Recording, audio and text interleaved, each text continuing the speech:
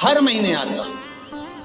जब आपके हृदय में कभी कोई बात आ जाए कि बाबा आज मेरा मन ये कह रहा है और आपको सुनना है बाबा, आपको स्वीकारना है बाबा, आपको मेरे मन की बात जानना है बाबा, बस हाथ में चंदन लगाया, बेलपत्री का भाग इस तरह से पकड़कर शिव जी से अपने हृदय की बात कहकर, मेरे देवाधिदेव महादेव से दिल से कहकर, अशोक सुंदरी वाली जो जगह होती है, आपको बताया है अशोक सुंदरी का जो स्थान होता है, ये शिवलिंग या अशोक सुंदरी की जगह, इस बेलपत्र को अशोक सुंदरी वाली जगह पर जहाँ शिवलिंग है, शिवलिंग की साइड पर पहले नंबर की पत्ती का मुख होना चाहिए, बस उसको रख दीजिए और उस पर थोड़ी देर हाथ रखकर अपने हृदय की बात मेरे महादेव को दिल से कहकर आ जाइए।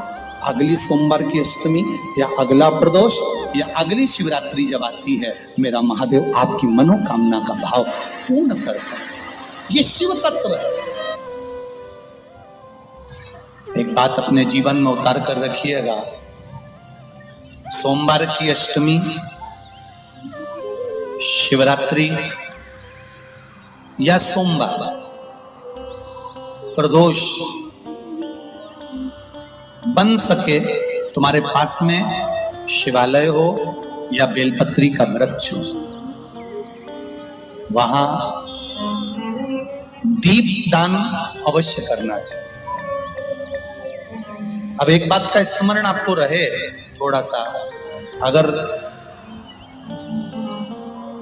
किसी कामना के वश अगर हम दीप लगा रहे हैं या हमारे मन में कोई भाव उत्पन्न है और हम बाबा से कहना चाहते हैं कि बाबा मेरा ये कार्य है आप पूर्ण करिएगा, तो फिर शिव मंदिर में भी लंबी बाती का दीप आप प्रदोष या सोमवार की अष्टमी या सोमवार या आप शिवरात्रि को बाबा से निवेदन कर कर लगा सकते।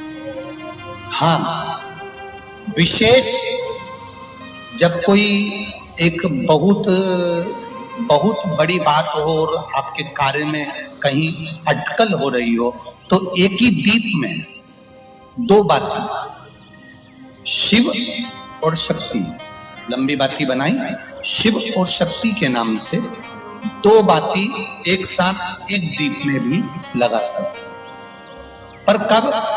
जब विशेष कोई आपका कार्य हो और वो अटक रहा है, विशेष कोई कार्य, और आप बाबा से प्रार्थना कर रहे हो, तो दो बाती का भी प्रयोग आप कर सकते हैं।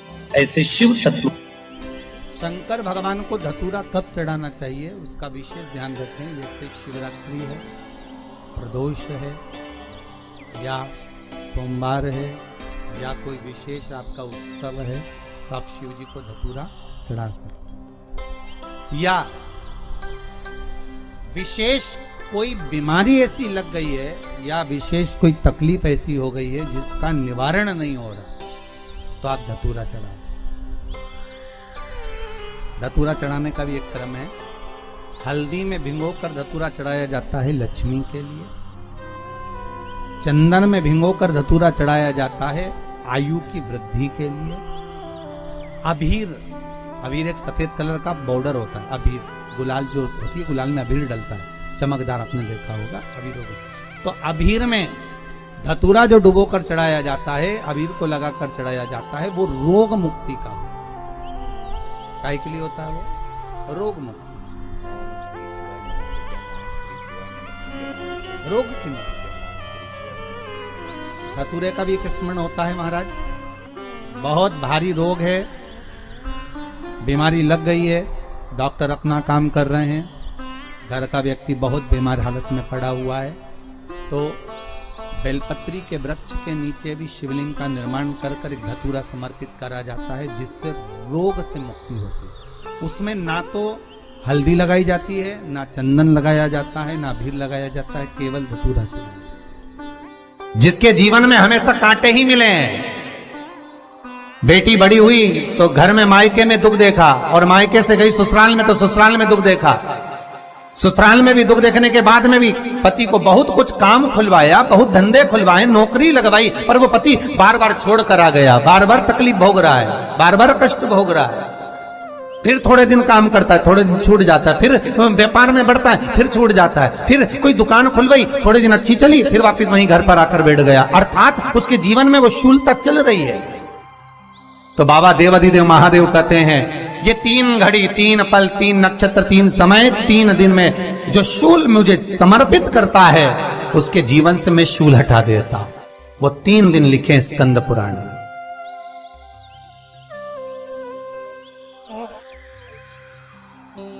महाराज, बैसाख महीने में जो प्रदोष आती है, बैसाख के महीने में बहुत ध्यान से सुनना भाई, जो अपनी जिंदगी से बहुत तंग आ गए हो, परेशान हो गए हो, कष्टमय जीवन जी रहे हो, बहुत दुखी हो गए हो, उनके लिए ये स्कंद पुराण का चरित्र फिर मिले ना मिले, आप प्रेम से सुन लो भाव से। पहला, बैसाख महीने की प्रदोष, चाहे वो शनिचरी प्रदोष हो, चाहे रविवार की हो, सोमवार की हो, मंगल की हो, बुधवार की हो, गुरुवार की हो, शुक्रवार की हो, शनिवार की हो, कोई भी वार की हो, पर बैसाख महीने की प्रदोष, प्रदोष काल में शाम का समय सूर्य डूब रहा हो, बस डूबा ही हो, और उस समय पर सूर्य के डूबन के तुरंत बाद बाबा को धतूरे के साथ में बेलपत्री ना चढ़ाते हुए, बेलपत्री के वृक्ष के 7 कांटे बाबा के शिवलिंग पर समर्पित करे जाते हैं महाराज, अपनी जिंदगी में अड़चनों को हटाने के लिए।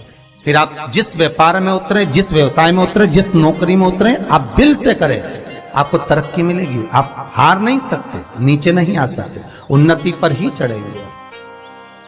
एक वैशाख मास की प्रदोष, दूसरा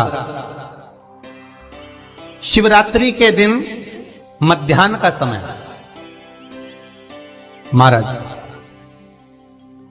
जो बड़ी शिवरात्रि होती है माघ की, बड़ी शिवरात्रि के अंतर्गत मध्याह्न का समय, दोपहर के ठीक 12 बजे, चाहे फिर वो कोई भी दिन हो महाराज, शिवरात्रि जिस दिन पड़ रही हो,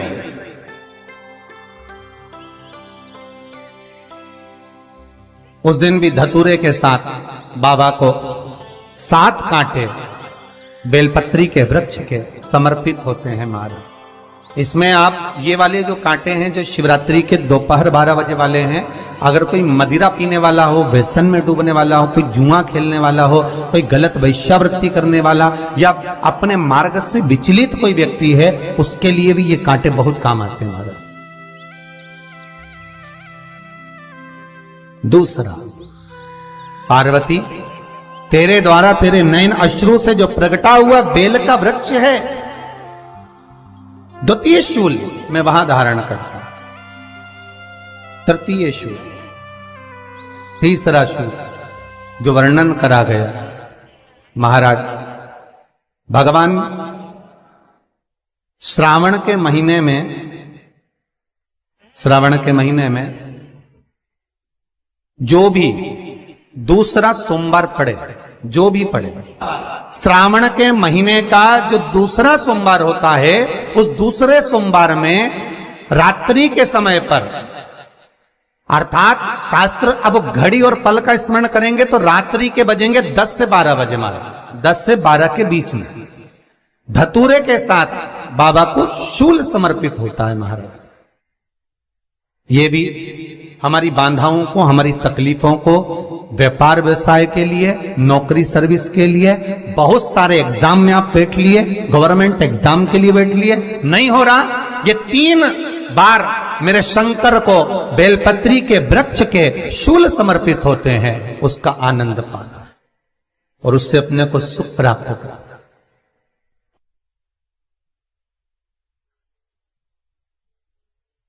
कि बाबा भोलेनाथ जी के नयन अश्रु से जो प्रकट हुआ वो रुद्राक्ष का पौधा है, माता पार्वती के नयन अश्रु से जो प्रकट हुआ वो बेलपत्री का पौधा है, और उमा और महेश, जिस महेश के वंशज हैं महेश्वरी,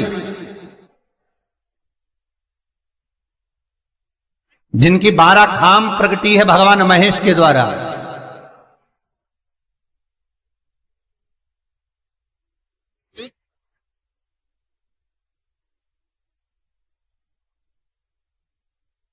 वो महेश और उमा,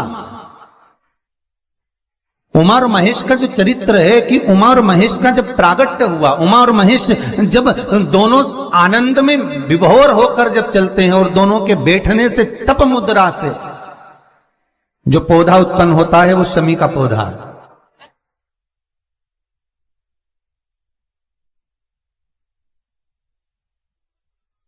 शमी का पौधा।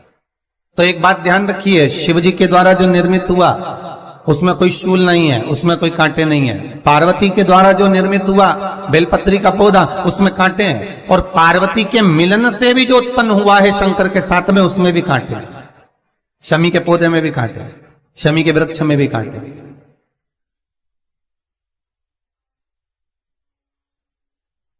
तो पार्वती जी स्कंद पुराण में एक प्रश्न कर रही हैं भोलेनाथ जी से कि प्रभु मुझे ये बताओ कि आपके द्वारा जो निर्मित हुआ उसमें शूलता नहीं है, पर मेरे द्वारा जो निर्मित हुआ उसमें शूल क्यों आया है, उसमें कांटा क्यों आया है? थोड़ा सा माताओं, मेरी जीजियों, आपको थोड़ा बुरा तो लगेगा इस प्रसंग को सुनकर, पर लग जाए, पर आज कथा निकली है तो सुन लो है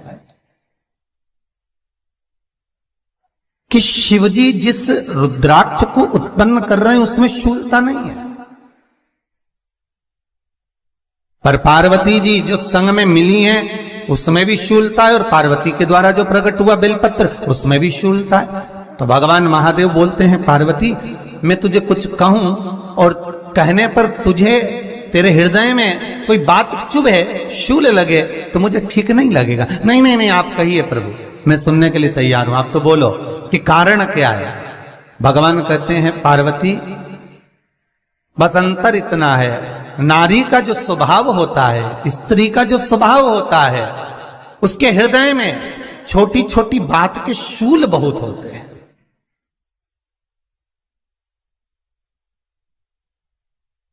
जेठानी ने ये कह दिया, देवरानी ने ये कह दिया, तुम्हारी मम्मी ये बोल दी, तुम्हारे पापा ने ये कह दिया, तुम्हारी बहनों ने ये कह दिया, तुम्हारे भाई ने ये कह दिया, तुम्हारे रिश्तेदार ने ये बोल दिया। ये नारी के भीतर ये शूलता रहती है। तो पार्वती जी बोली कि जितना तप आपने करा उतना तप मैंने करा, और जितनी साधना आपने करी उतनी साधना मैंने करी, और जितना आराधना दिल से आपने करी उतनी आराधना दिल से मैंने करी, फिर इसमें शूलता कहां से आ गई? भगवान शिव बोले, बस पार्वती बात इतनी सी है कि जब मैं आराधना करने बैठता हूं तो मेरी दृष्टि में सम्मुख में कुछ नहीं होता। जब मैं आराधना करने बैठता हूं तो मेरी दृष्टि में, मेरे सम्मुख में कुछ नहीं होता कि कौन ने क्या करा है, कौन ने क्या बोला है, कौन क्या कर रहा है, उससे मुझे मतलब नहीं होता, उससे मुझे कोई मतलब नहीं। पर पार्वती जब तू आराधना करने भी बैठती है ना, तो तेरी चित्त वृत्ति में कहीं ना कहीं किसी ना किसी रूप में कोई शूल आ ही जाता है।